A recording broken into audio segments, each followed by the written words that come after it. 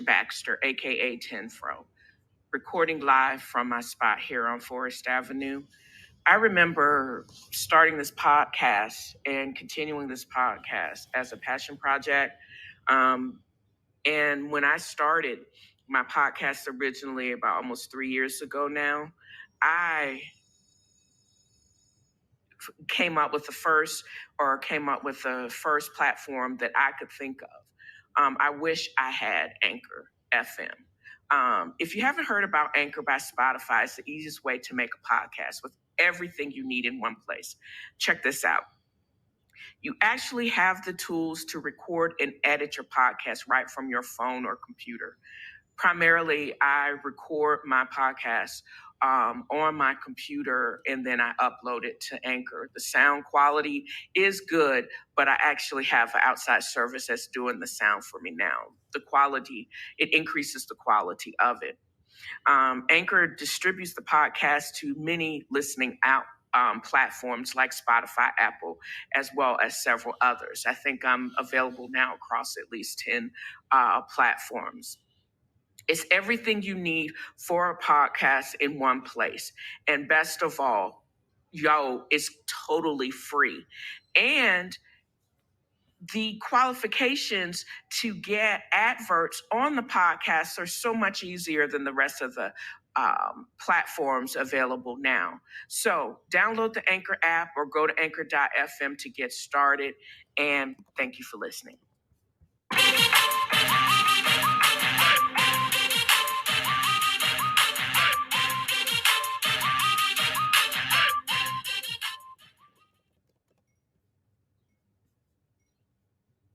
This just proves in order to get full coverage on YouTube, you have to have copyright free music because I'm all about getting that bag. You cannot get monetized if you have anything that resembles possible copyright infringement. Therefore, I had to change my intro. Hey, y'all, this is 2022, a new year, a new time for podcasting. And I had to get a funky beat to basically express what I want to put out in the atmosphere. And this is TNFro. I'm back again. I'm a social critic, thought leader, but I'm more reclusive and cranky. But I want to read, watch, cook, and just share all things that make me happy. My wish is that this increases the curiosity of the listening audience to come back for more and to share with friends. I want 1 million unique listeners and downloads. I want Creative Quality Millie to be known around the world. Won't he do it? Yes, he will. So if you're listening to me on YouTube, click subscribe. Tip a sister. And I just want to thank you guys for listening. And enjoy and get your bop on. Copyright free.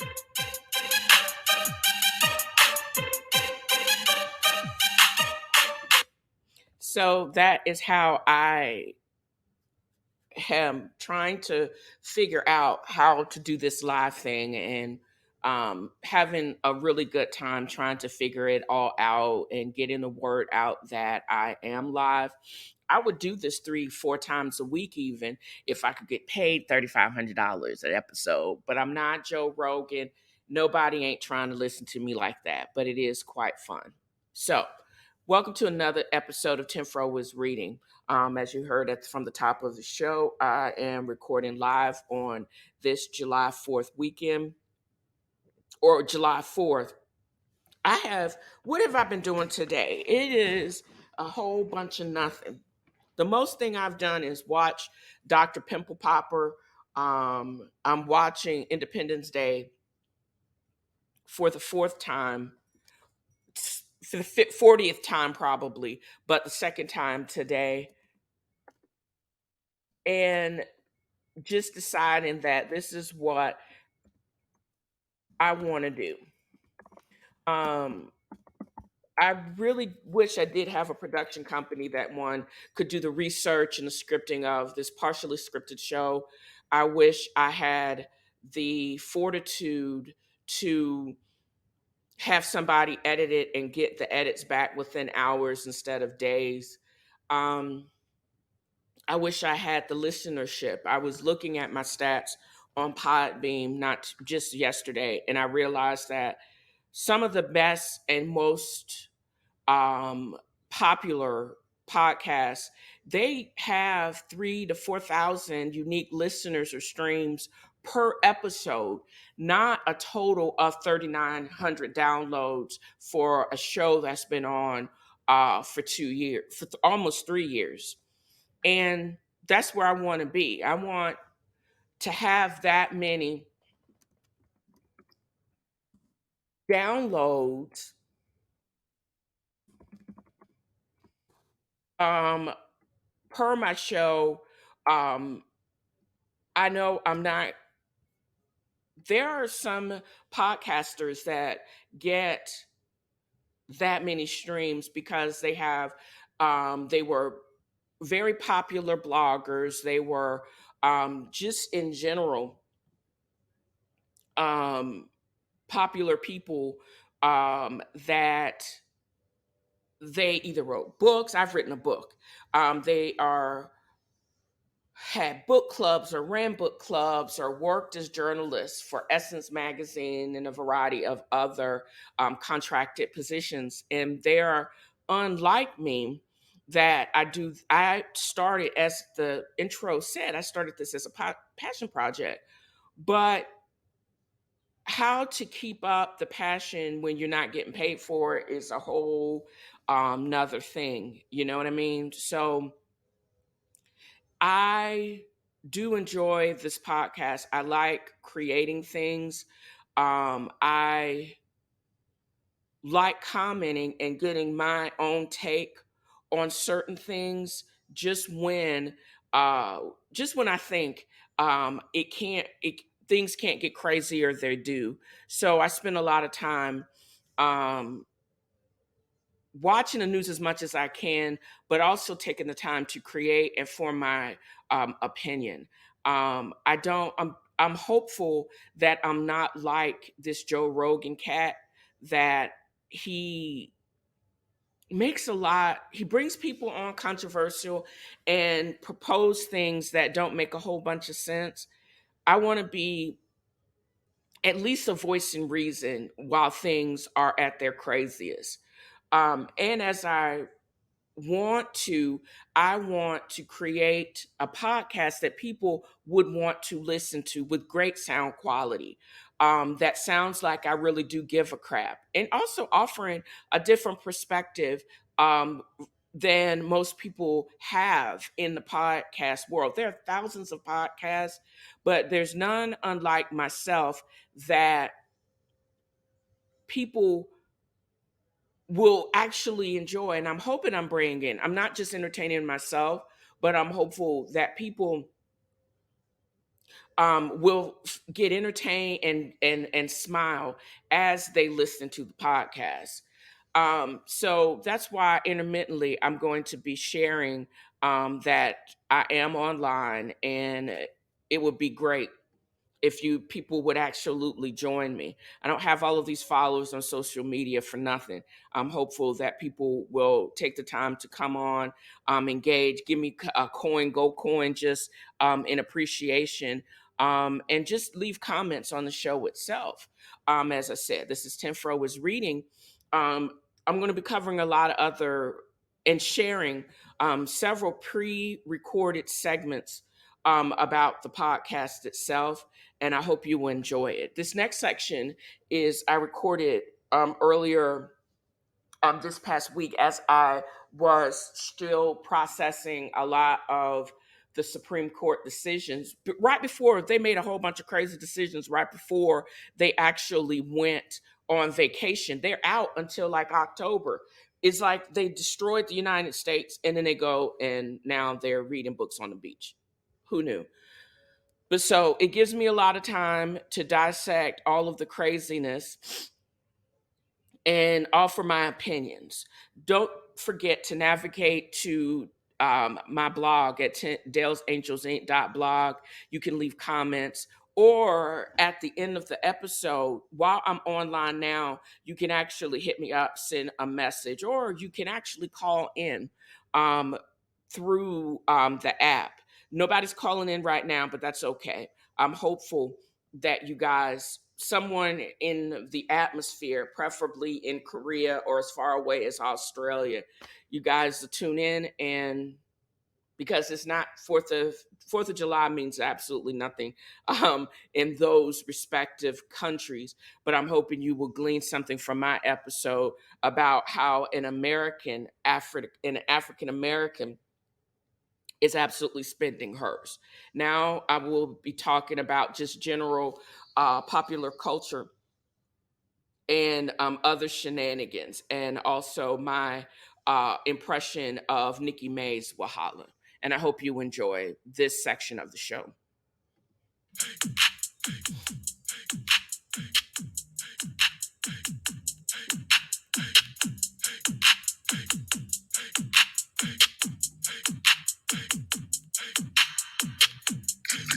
I always wonder what I'm going to say on my intros. I want to exit from this despair. I want to also give a warning to other creatives. Create like it's your last, because with the reversal of Roe, they're not going to stop there. If you have something meaningful to say that is going to shed light and bring happiness to the world, you better do it before the conservatives decide.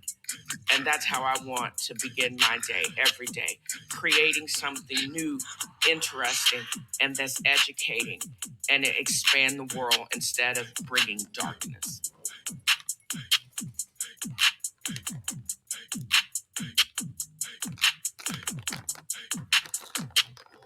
I hope you guys like that new intro. I didn't think it made a whole bunch of sense to have intro with Star Trek background if I wasn't going to be talking about Star Trek or any sci-fi inclinations.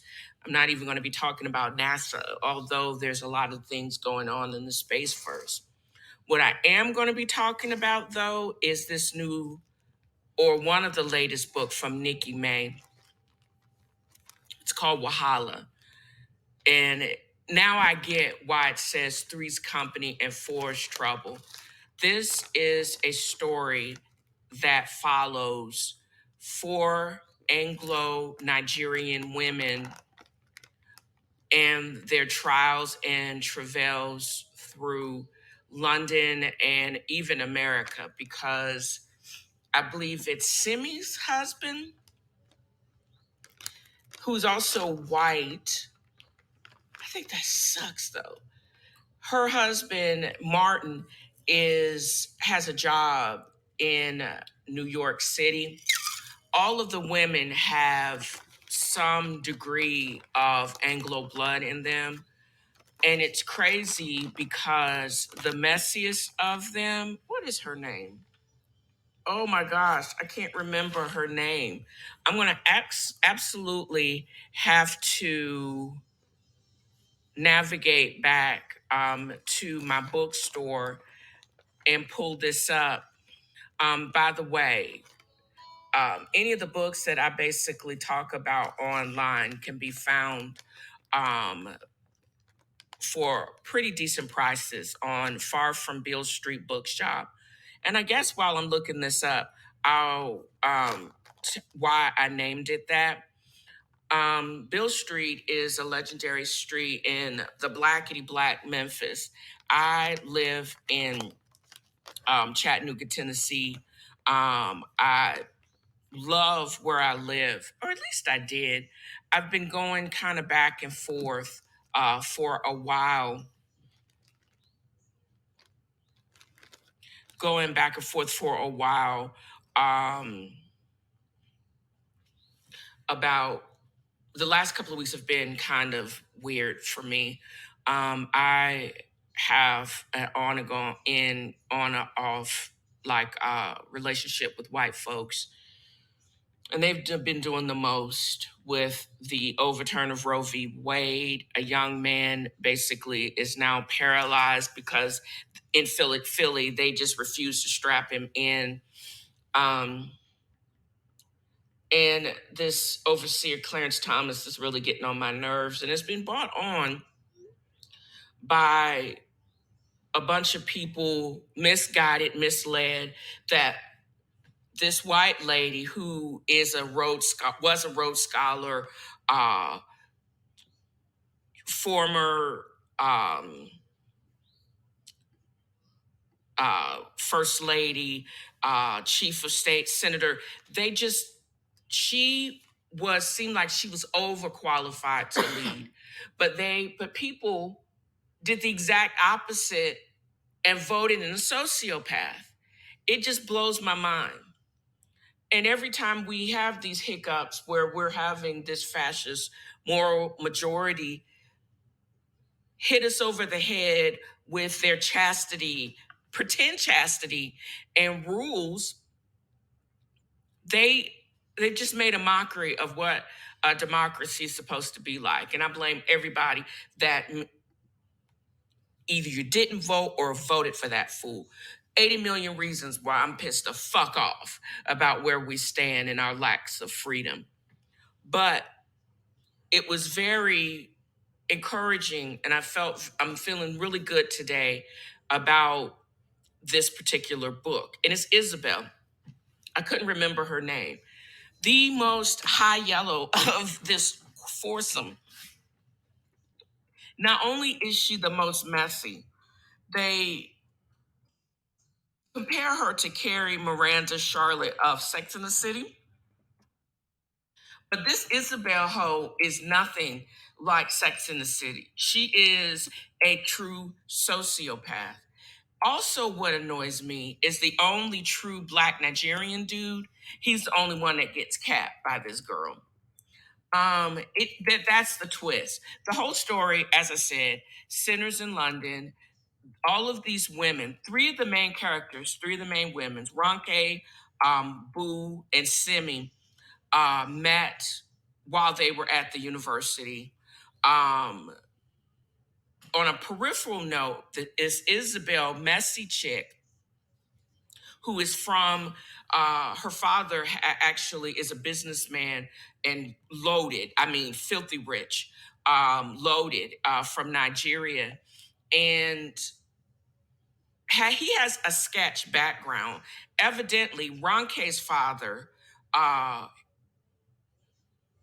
an affair with Isabel's white Russian mother, and Isabel's father had him killed and he got away with it. Nobody knows this until she meets them again, like 20 some odd years later. Simi's father warns her about Isabel's, the Bangery family, how they shady, and it had something to do with the fact that he ordered the death or the killing of Ronke. So Isabel, who's blames this all on the way that why the mother goes back to Russia, she blames it all, and her disappointment in her own father, blames it all on Ronke, and can't stand the fact that she was upset by Coyote, her dark Nigerian boyfriend. This is Ronke's boyfriend, who is Isabel's ex-boyfriend. She basically does some on the level Nigerian cinema craziness, Nollywood craziness, and tricks him and tries to convince Ronke that he's still obsessed with her when it's the exact opposite. She lures him to her house and she pretends that he beats her up, but she ends up killing him and she gets away with it. At the same time, she wants to ruin the relationship with Boo and her husband, as well as the three best friends, because she's basically a sociopath. She's angry that she does not and cannot have the same relationship with these other women or with anybody, because she's not an imposter. She basically is, she's bereft of feelings and of empathy. She is a true sociopath. Her whole existence in infiltrating this group is to get back at them, because she doesn't have the empathic capabilities to basically bond with anybody, because she's so messed up. She doesn't know how to bond. And that was just Ethel going crazy for some reason. And I hope it's not my lobster cakes burning. But I am going to be having some slattern, really red sauce that is based on a recipe that I actually got from this book, over some noodles. So I'm looking forward to that. So I'm going to be wrapping this up soon. I like the intrigue of the book. It has, be quiet, Ethel. It has the appeal of a romantic. A lot of the parts were very, very funny. Um, I could relate to all of it, because it was like these young women trying to figure out their way in a world, partially one foot into the ancient culture from where their families came from and where they were from, and another foot into the Anglo world, the Anglo-Western world. It's a little different, but it's because I thought it would be London, but Coyote got hemmed up, even though it was the white guy that was stalking Ronke. But that's neither here nor there. The stories that we hear about African Americans or Africans in general basically are all through the diaspora. These lies are perpetrated by white supremacists that don't see the kingliness in these dark, strong Black men. And it doesn't seem like Scotland Yard investigated his murder closely, because if they had talked to the ladies of the Dynamic Three, they would have found out that high yellow Isabel was completely capable of killing him. And it was also refreshing to know that these women, although we have all of these forces trying to tear us down and tear us apart, these women somehow made it over to the other side, and they are made stronger singularly, but together they are our force. Wahala itself means trouble, and that Isabel, she definitely was Wahala. But all situations in life and all thoughts can be Wahala. I think it means many things in many different instances, and I think that's the whole point of the book. It is a very good read, and as I said, it's available for immediate purchase on, and I think there's an Audible version on it available at Far From Bill Street, my bookstore online. Also, I just want to make a couple of mentions about other Wahala. The stupidest TV show that is available for immediate watching is The Real Housewives of Miami. All of them bitches are plastic except for the Black girl. I'm also thinking about it would be cool to buy from that company that bought the Versace mansion and return it to a single family home. That would be the bomb. But I would have to hit the double mega millions to get that, for real though. How ill-treated all of us as African Americans and Africans, formally or directly, are treated across the diaspora. And it doesn't matter where we are, we're treated like crap. I'm still enjoying and obsessed by all of the superheroes, I call them, in P Valley. Uncle Clifford is off the chain. the little lone white girl. I don't know what's going on with that whisper. Her eyes are crazy. And Get 'em Gidget is back. But there was one poignant moment where not Mercedes, but Mississippi basically said she's her ride or die girl, but she can't talk about everything with her. Big Teak loses his damn mind, finds his way back to Lil Murder. I don't know. I think the next scene with that is, I think Toy and her allergies is really Omicron, and she's going to get Clifford's grandmother sick, Ernestine sick. That fool, Derek, Richie Not Rich, is going to need to get got. And somebody online mentioned that Big Bone is a part of the gang that Montavious is a part of. They keep bringing up Montavious isms.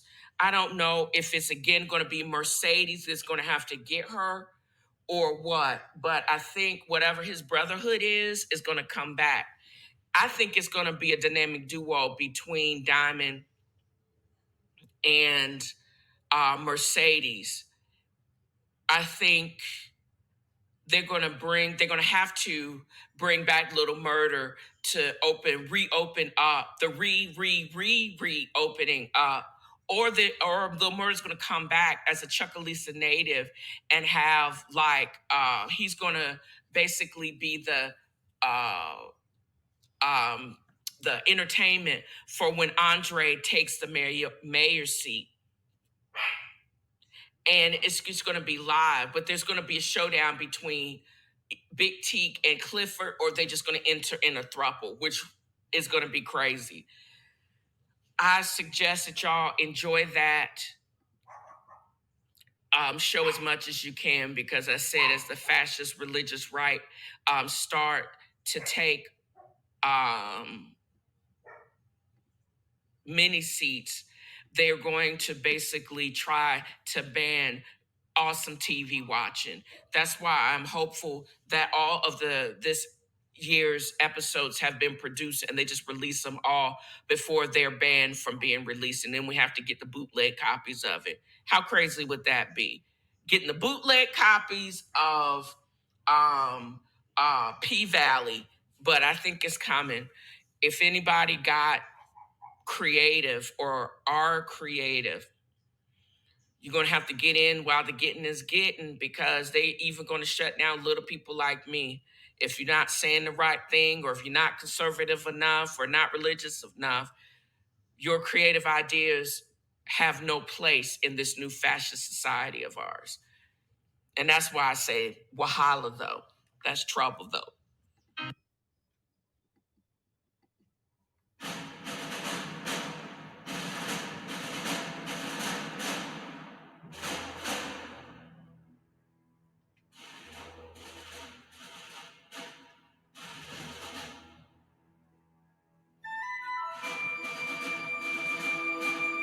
That is the background music by David Arnold, the president's speech. Since I am watching for the 100th, the upteenth time, um, Independence Day, and I cry while this dude, who's really not the president, um, basically gives a poignant speech that we are in defense of our right to exist. Um, and I'm really conflicted because I've gone, and most people have. This past several weeks has been one of turmoil for people like me, that I vacillate.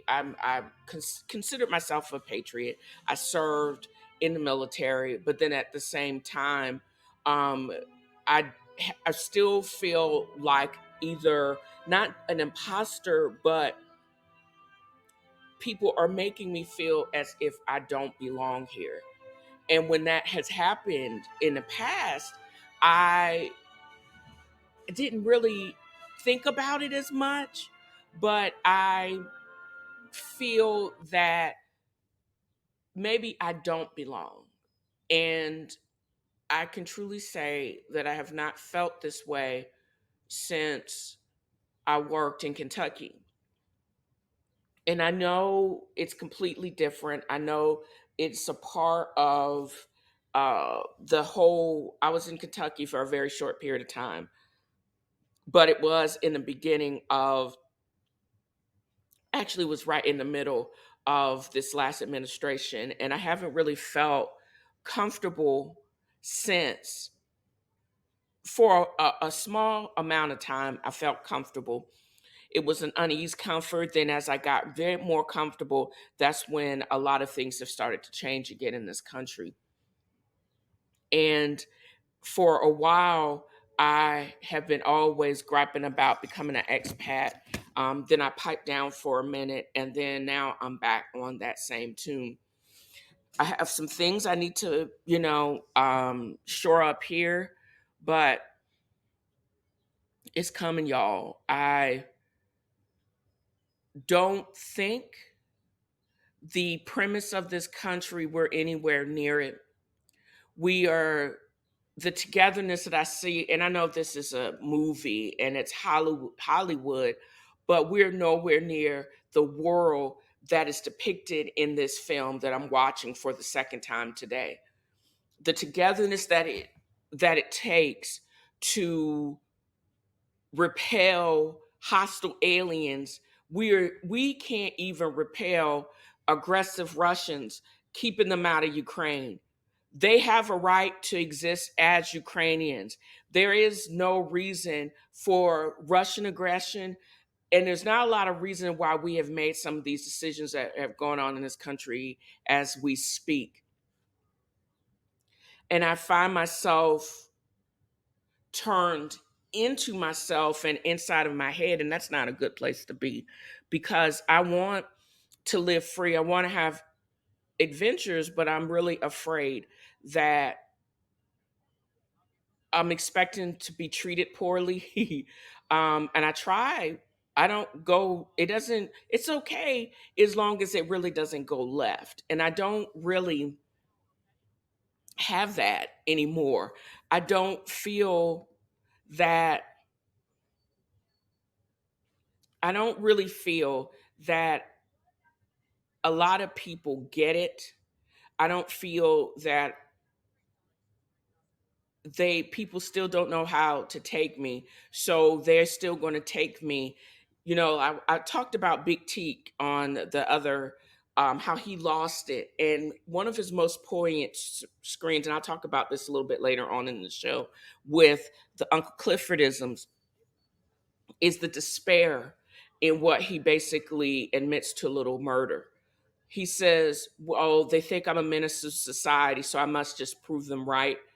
I'm not at that point, but I don't think anyone would care or suspect that I am a creative, or that I even am a physician and I'm smart and I got all these things and thoughts and inside of me. They just basically put me into one category and they refuse to take me out of that category. And I don't really feel bothered or want to change their mind, because I'm tired of explaining it to people that really don't get it. And the people that ask, I'm like, why do I have to explain it? I don't care. I don't care to explain it. And that's why I'm leaning more towards my podcast, because I'm like, if you really want to know parts and bits of me, just listen to the podcast. I'm sure I said there was an episode for it on the show, because I'm tired of trying to explain me and try to convince you that I'm more than a black chick with a fro. I don't think a lot of people get past that.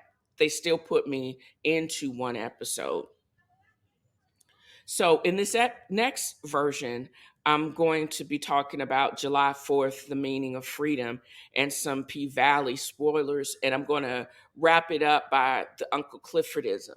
I'm going to put one of the Uncle Cliffordism um, in the chat box, because there's so many that we can choose from, right?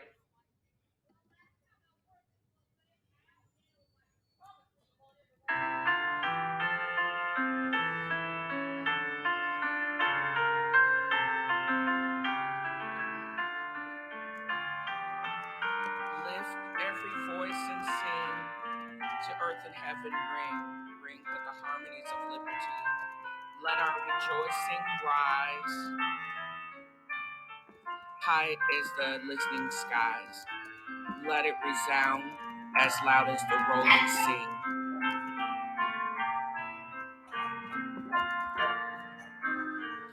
Sing a song full of the faith that the dark past has taught us. Sing a song full of the hope that the present has brought us. Facing the rising sun of our no day begun, let us march on till victory has won. And I start this section of the podcast in celebration of this is actually good Black news. There seems to be very good news coming out of the world today. But now I'm going to start having to call her the Notorious Kentanji Brown Jackson, or KBJ, because she was the first Black woman elected as U.S. Supreme Court Justice just yesterday. Her predecessor, who she clerked for, U.S. Justice Breyer, another liberal, retired officially on June 30th, and she was sworn in by Chief Justice Roberts. And I bet she's going to get to work because, and I wrote about this also yesterday. It's not lost on me that the three liberal justices that got some damn sense are all female. Sotomayor, and U.S. Kagan, U.S. Supreme Court Justice Kagan. I want to give high respect to these women because their job ahead um, is going to be fraught.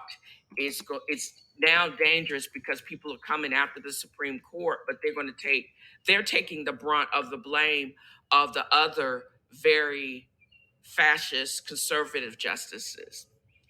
I am saddened by these. There are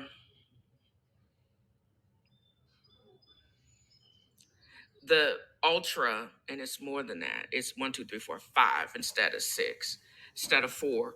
But Alito, Gorsuch, that female, Overseer Thomas, and Rapey. I have no words for these guys, these people. I don't. It seems that their own personal moral convictions, however flawed they are, they're putting those views and their convictions above constitutional law. I am. It saddens me, and it's also very embarrassing that we allowed a sociopath to be elected. I'm still smarting over that. We are still seeing the reverberation of someone that was not fit to lead was allowed to lead, and he made some very bad decisions for this country. And the attack on my freedom and everybody else's freedom is real. And I'm starting to pipe up again where I'm ready to check out. I'm so ready to tap out. I don't think it's worth it because not a lot of people are making it worth it. And they don't care. No, I don't have a uterus anymore because I had to have a surgery so I wouldn't bleed out every month or die of pain. But that's just the beginning. They're reversing a lot of things about limiting, as their power and conservatism grows, they're limiting the other parts of the government's ability to actually lead and protect the people. That's why that's why there's three branches of the government, and they're overstepping. They're past. We have entered into the most backwards, unbalanced error, I believe, of our democracy, and it's It feels like, and I hate to be a doomsday sayer, but it's teetering. What did we fight for? What was Benjamin Banneker? Why did he? What Crispus Attucks? I'm looking at. We're right a couple of days shy from the celebration of the 4th of July. What was the reason that we fought for our independence? And I'm going to say that because I am fully a citizen of the United States. I vote. I I'm realistic about what my roles are. I know that a lot of people want to restrict my freedom. They would really love to see me die. I wish I had enough guts to fight. So I read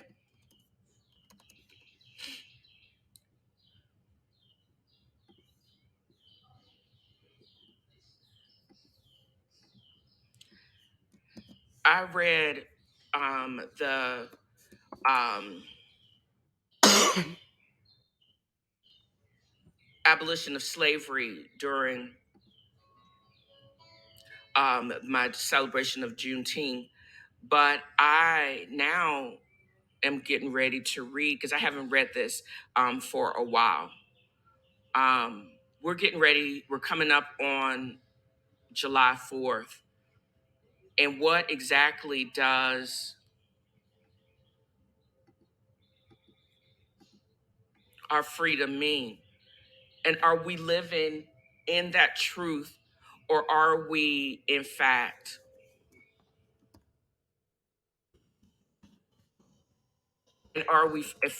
straying away from it? I was going to think about freedom, and also this makes sense. Why I really would love to be able to produce basically a show where I won't have to do it on the fly, but this gives me so much room to be able to create. So just bear with me as I read the Declaration of Independence.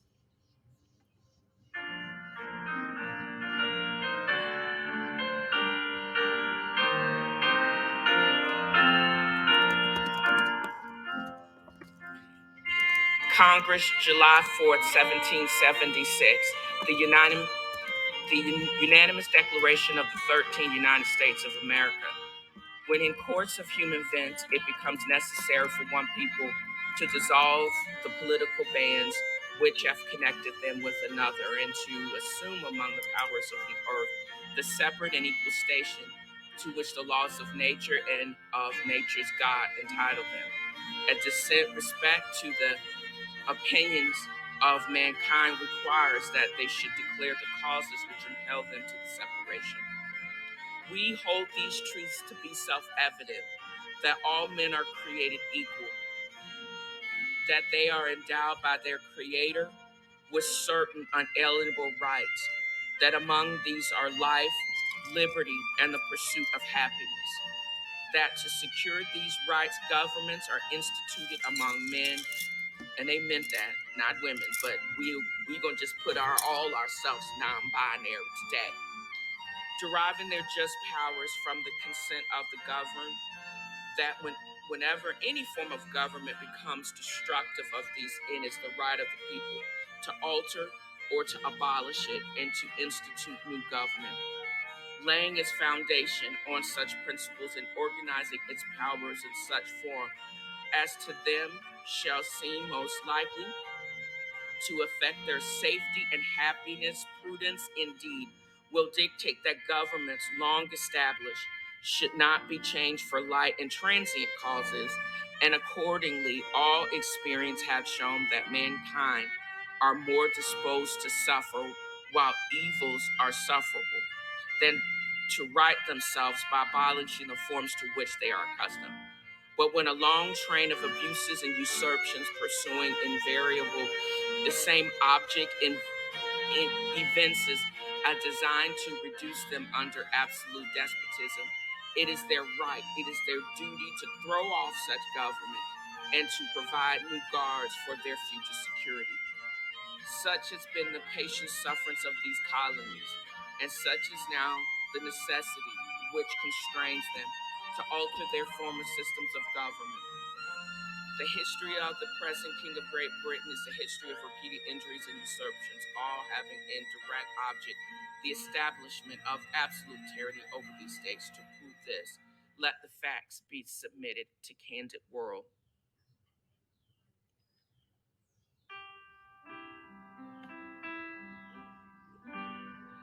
And it went on to go on where he usurpation, he refused the assent of laws for the most wholesome and necessary for the public good.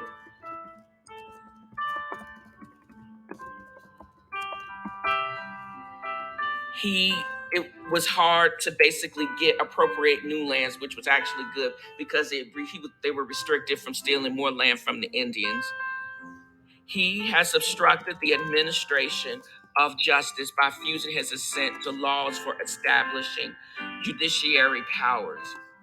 He has made judges dependent on his will alone for the tenure of their office and the amount and payment of their salaries. Everything was for the they were against him because everything that was created in the colonies was only to support the king and not for the will of the people. And they particularly said obstructed the administration of justice. So what they're telling you and why we formed our government the way that we did was for balance. And when one of those becomes unbalanced, like our judiciary branch is at this moment, it needs to right itself. What can we do to right this attacks on freedom? Even as I read, this is one of the reasons why we broke with England, why we exist, because we needed some balance. We can't have the personal opinions and will of a select few basically manage all of us and put us all and restrict all of us to propel some thought that their ultra conservative fascist way of thinking is for the best of this country, because it is completely against what this country stands for. I'm sitting here reading the Declaration of Independence. Their actions are in direct violation of what they're supposed to be supporting. And that's why it infuriates me on so many levels. I'm hopeful that KBJ is going to help right this complete wrong. And we're going to get back to the balance and the judicious prudence that has guided this country. This is how I'm going to celebrate my 4th of July, continuing to reflect on freedom.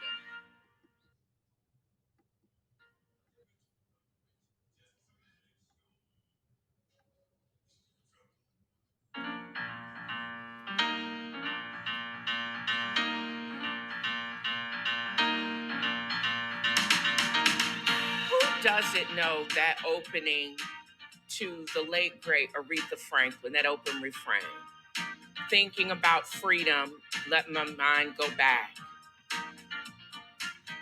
And she goes on to say, you better think about what you're trying to do to me. Think, let your mind go, let yourself be free. She says she's not a psychiatrist or any doctor with degrees, but she said it doesn't take much high IQ to think what you're trying to do to me. And it's the freedom. This is the rip.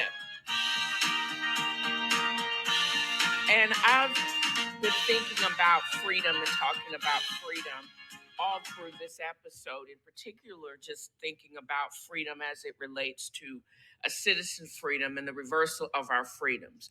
I'm talking about, I've been talking or did a segment on the donkey of the day, and I ripped the Supreme Court as they overturned Roe v. Wade, but at the same time, just general freedom. I have been obsessively watching and rewatching P Valley. I'm obsessed by Mercedes and the rest of the girl's body. Even Uncle Clifford could get his throw on the pole. This past week, I witnessed the, and it was just so sad, the witness of someone that did not see himself as free and really seemed to be suicidal and possibly is homicidal. I'm talking about Big T. This is Little Murder's longtime jailmate friend from the Hurt City Hustlers. It looks like he picked up a body for Little Murder to protect him, but they may have had a romantic relationship while, or he was his wife while they were in the joint together. He basically was let out to become a uh, his bodyguard. And I think Wody is one of those people that's just always on the fringes. He don't try to fit in, but he knows stuff. He was never involved with the gang, but I'm sure he suspected the much deeper and intimate relationship because of Little Murder's proclivities. However, it's it's one of those things that I was shocked to basically be able to witness gay lovemaking in this gay scene. It wasn't violent. The same thing with Brandy and that's actually her real name, Mercedes and Farah, the coach's wife, having their own affair. It's just wild seeing women and men enjoying sex, and it has nothing to do with violence. It has nothing to do with domination. It's just people enjoying themselves. I don't see that a lot, too much on the heterosexual side, but I can appreciate it when I see same-sex couple getting their freak on and seems like they're enjoying it. But it comes with strings, just like on the heterosexual side. The idea that they use their coupling as a way, this means Little Murder and Big Teak, to pull him back from suicidality because they had to feel something. They were together for that time, but I think it just got real complicated because I don't think Murder is in, he's not free because he's definitely in love with Uncle Clifford. And now that Uncle Clifford is now responding to him after 5 months of ghosting him, but he's already had laid up with Big Teak, and Big Teak is like, "Well, who was Uncle Clifford? You never sent me a postcard." He was sending him rhymes on the toilet paper that the COs were giving him, but since he was in and Little Murder got out, it wasn't the same, and it's because the Uncle Clifford of it all. I think there's going to be problems because I have a feeling that the champagne campaign is coming back to the pink for whatever reason. And I think there's going to, I was heard on another podcast that Big Teak is in the next couple of episodes, but something happens where he is either he's gotten written off or something happens to him because somebody from their history is coming back. And I think he's probably going to take a bullet for maybe take a bullet for little murder, and that's going to end his time on P Valley. What I also am concerned about is Ernestine, Loretta Devine's character. She was sitting next to old snotty nosed toy, and she may get written off the show by she may succumb to COVID, just like Isaiah Washington's character.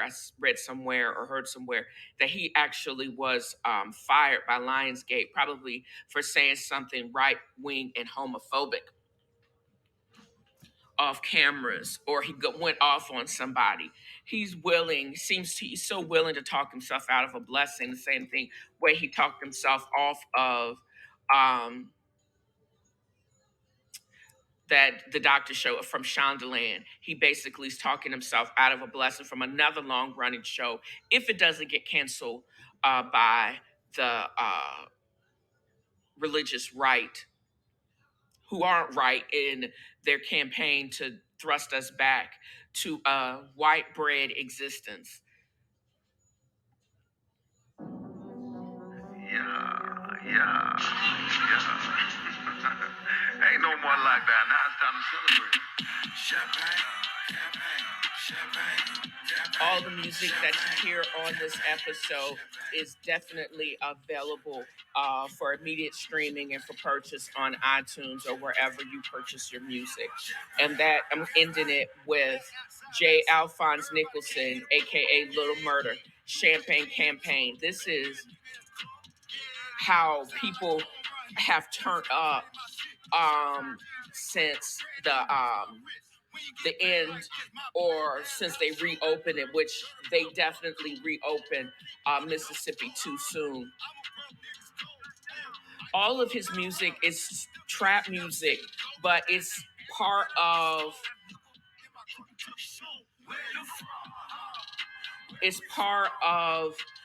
the culture, and expresses out of the mud, out of the pain. They are able to express this type. This is what the result of that pain and all of that is about.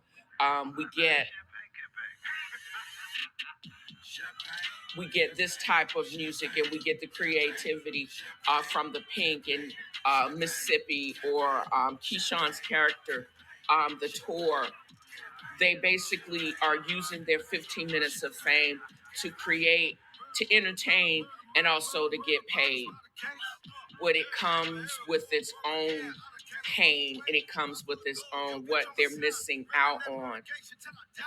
I just hope it's that Derek, Richie Not Wit Rich, is basically in the next 4 episodes. Somebody's going to have to end him. I'm not sure if it's going to be Mississippi. I saw on IMDb that Derek's mother, some no-name actress, is going to be part of the episode. For all we know, she is why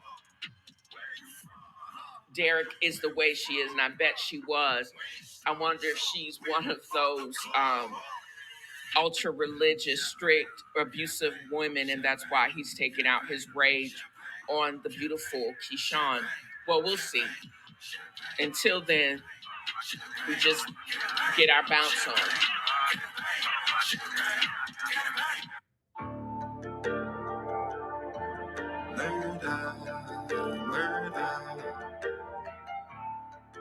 Watch out. I told ya.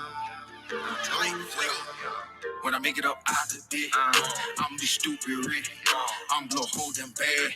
Pushed up brand new jag. When I make it up out the bit, I'm a stupid dog. I'm spend stupid money. Coming up out the mud. When I make it up out the bit. What is your favorite Uncle Cliffordism?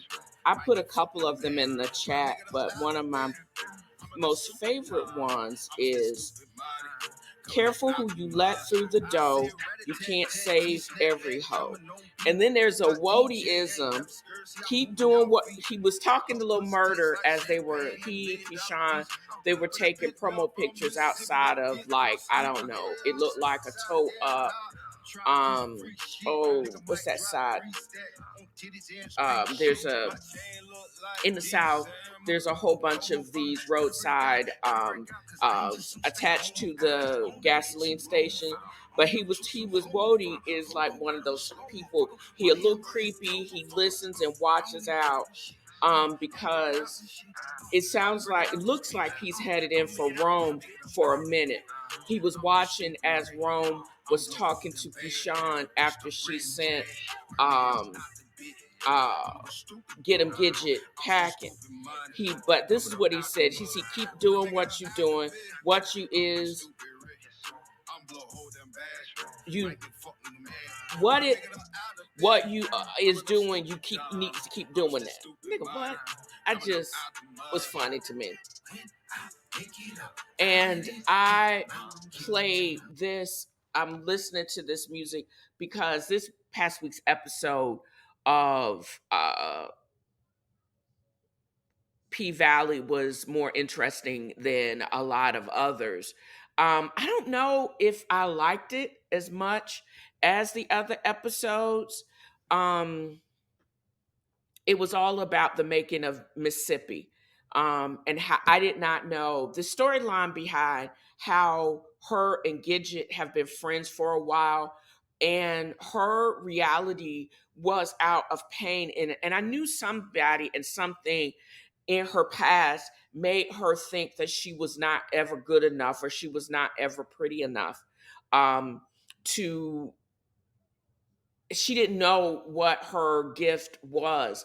It seems like she came into her own when she went on this tour, but then she had something drawing her back by this Richie not rich. As I said, he's going to need to get God. Not only is he abusive to her, he actually has started beating up on Derek, rich not rich, has started beating up on the kids. He gave the son a nursemaid elbow, and that back bruise is enough for I don't understand why the doctor or at least the nurse, because they are in I know in Tennessee and in North Carolina, pediatricians and doctors are bound by law to report suspected abuse.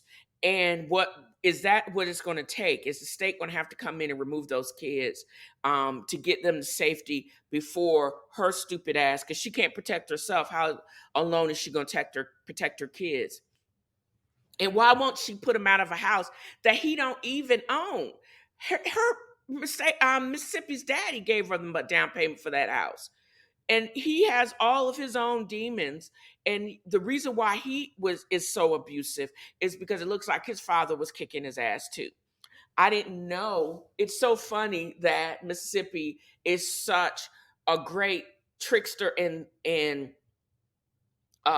really really good at um, being a stripper, but she can't.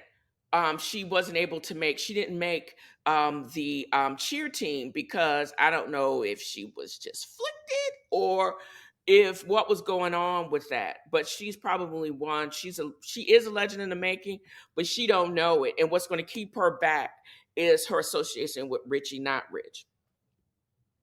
There's a lot going on with Little Murder this week too. So warning that this episode talks a lot and is giving all these spoilers. Rome gets got. Wody takes his dumb ass out. And he did it so slick though. He watched the man die and said, "Night night, nigga." Wody's crazy. This hoe crushed up some fentanyl, went up his nose, and I was like, I bet it was mixed with fentanyl. And lo and behold, yes, it was. Fentanyl has one of the worst side effects. Is I know we have to be careful when we used it in the hospital because it can give you something called wooden chest. That basically it's like your respiratory muscles get paralyzed and you can't bag these patients. And I don't even think it has a reversal agent. I don't know if Narcan works with fentanyl, but that's how basically he it looked like he was being smothered to death. That was just some gangster shit. I've never seen anything like it. And he basically just watched this fool die. And it was impressive, and it was like the whole episode was leading up to this point, because I kind of felt it was going to be so good if Keyshawn could have made it to the other side. Her eyelashes, the wigs, but what was holding her back, again, a lot of desperation. What was holding her back, again, she went from one abusive person to another, because Rome was nothing but a pimp. But he got. Wody took care of him. As long as they don't resuscitate his ass, Wody's going to get away with it. And I don't know what is the next step for Keyshawn after Rome's death. I think we saw this last episode where Richie Not Witch beating up her kid. Somebody is going to intervene. I don't know if it's going to be her. I don't know if it's going to be Diamond in some way, but he may get in the crosshair because that brotherhood that Montavious was on. And I think Keyshawn may end up back at the Pink.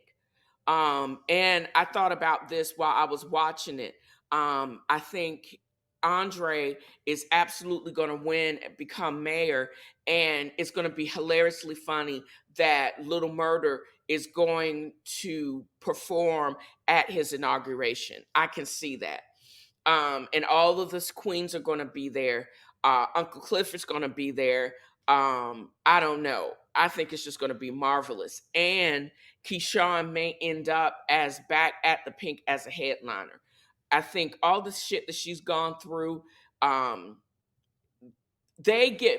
gets really mad at you. You can do some dumb shit, but if she rectifies and she comes back contrite, they may actually get her back. And I can see Mercedes, Keyshawn, Roulette, and that crazy eyed Whisper, all of them doing, and Get 'em Gidget, if she can get back in shape. I don't know. If they all can get back all back together, we're going to see the Pink when the reopening. When the casino actually gets built, somehow the P Valley or the Pink is going to be integral to the success of that. The is going to be integral to the success of that casino. We talking about new money, new wealth. The Pink is going to be right in the middle of that. And so that's how I'm going to end this really long episode of the live version of TNFro is reading. I talked about a lot of things today. Please leave a comment in either the comments of the show, or if you go to TNFroisreading@gmail.com. If it's too non-trolly, I'll actually read it on air.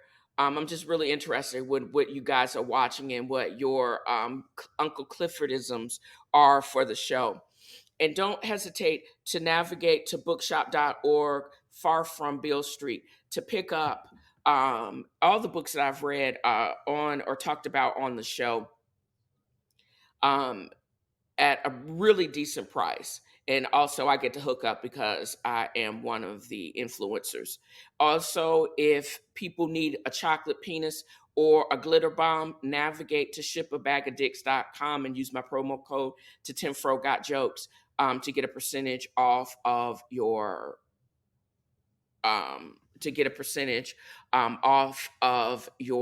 shipment. And as always, I have so much fun when I record and release these episodes out into the environment.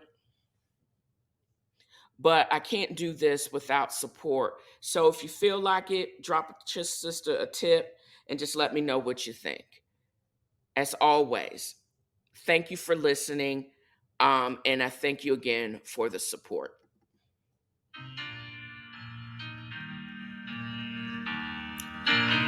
Lift every voice and sing till earth and heaven ring. Ring with the harmonies of liberty. Let our rejoicing rise high as the listening skies. Let it resound loud as the rolling sea. That is the opening refrain to the National Black Anthem. I have been thinking a lot on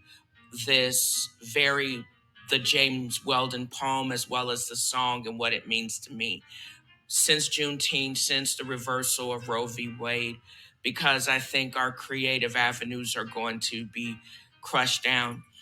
Dissenting voices are going to be silenced because it doesn't ring or not in lockstep with the moral majority. I think we risk a descent into fascism. But I resisted. I refuse to spiral in despair like I have been doing for the last couple of weeks. I I encourage anyone that wants to shed beauty into this world because you have a right to do that. We have a couple of decades of gloominess before us, but we have to resolve to be the shining beacons of happiness.